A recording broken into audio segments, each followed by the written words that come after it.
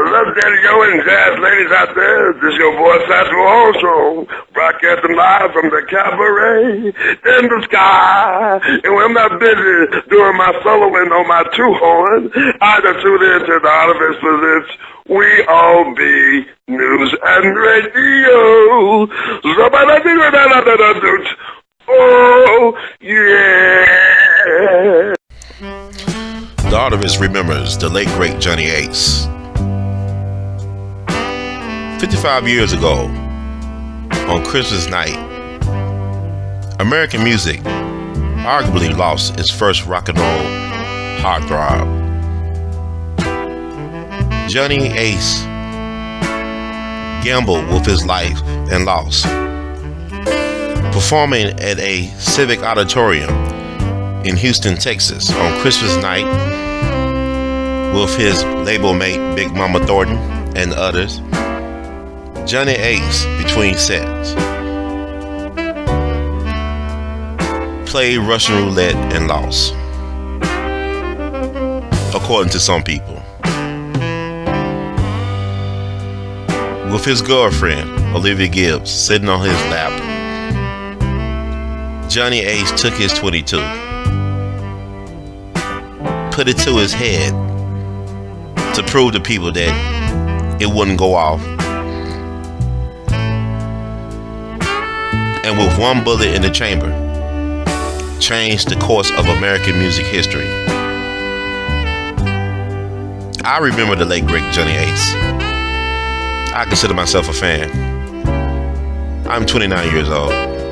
Johnny Ace died 55 years ago, Christmas night, at the age of 25. His funeral was on January 2nd, 1955. Over 5,000 fans and curious onlookers came out to Claiborne Temple, AME, in his hometown of Memphis, Tennessee, to pay their last respects. The late great Johnny Ace, born John Marshall Alexander Jr., known affectionately by his siblings as June, is buried in New Park Cemetery in South Memphis. His legacy are 21 recordings, which could be argued to be the Rosetta Stone of rock and roll vocal. He was a blues soul balladeer like no other. He was arguably the first soul R&B rock and roll crossover act. He was a black man with a white man's voice. He was St. John the Baptist to Elvis Presley's Jesus.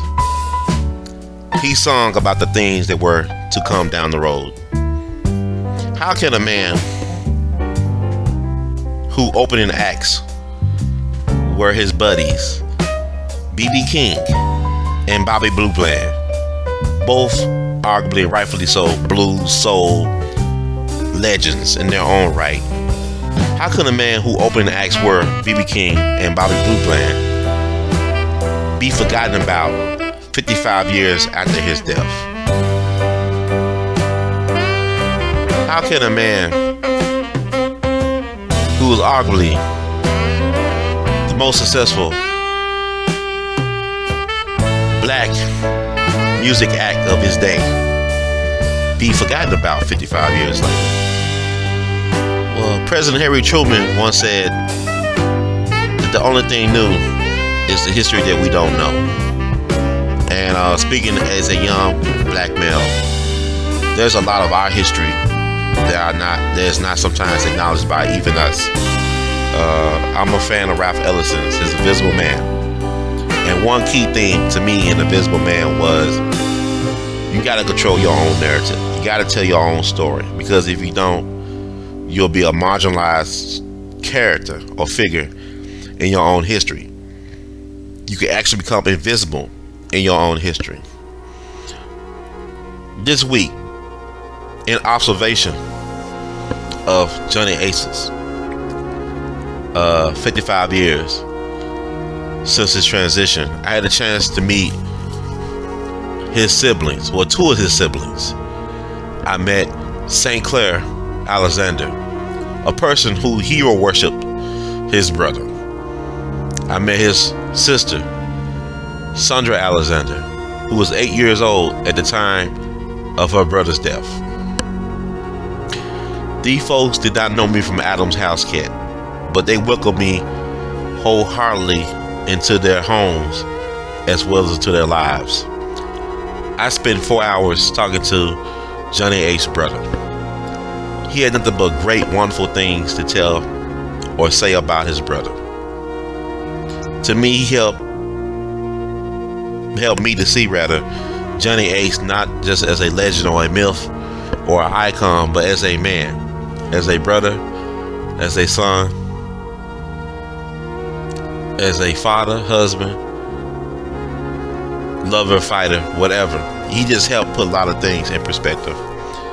And I think about Johnny Ace in 2009 because there are so many potentially gifted human beings out there who would never realize their full potential. Johnny Ace, although he left us at an early age, definitely recognized his potential, albeit it was for a short time here. How else could you explain a person who was able to play every instrument he laid his hands on, from the piano, saxophone, guitar, even his own unique voice, without any training, formal training? How can you explain a person whose records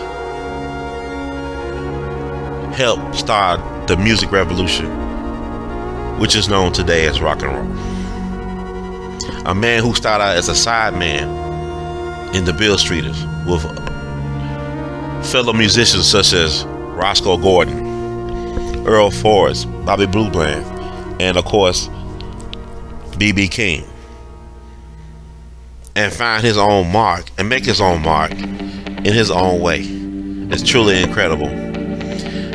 I talked to his sister Sandra Alexander, who eventually became a nurse who served in the Vietnam War. She told me about one anecdote when she was walking home and she saw that her brother's car was parked in front of their home, which still exists on 899 Ferry Court. And her friend who was walking with her just lost her mind because she said, "Oh, my brother's home."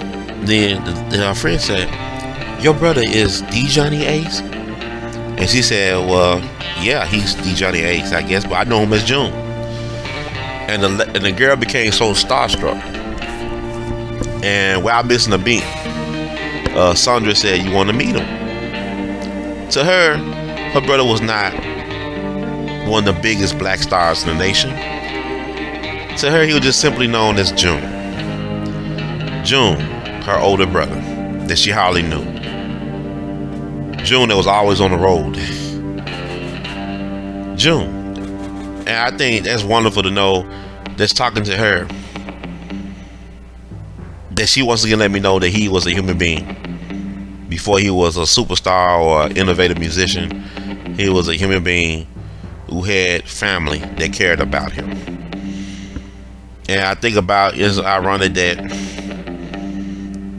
the late great Johnny Ace died around the time when people think about family, about the sacrifices of Jesus Christ, about treating each other with dignity, and looking out for not only your interests but for others' interests, putting other people's interests ahead of your own. I feel like, from his brother, who tried to follow in his brother's footsteps, because that was his hero. That according to him, that Johnny just loved to sing.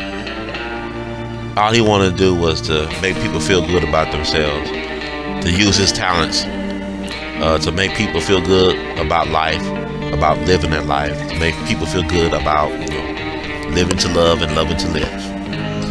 So this is in honor of the late great Johnny Ace. Please check out We All Be, www.weallbe.blogspot.com for more information on tributes concerning the late great Johnny Ace. I am R2C2H2 the Artivist. In the words of the great Duke Ellington, we love you madly and welcome to the family. Because we all be all of us.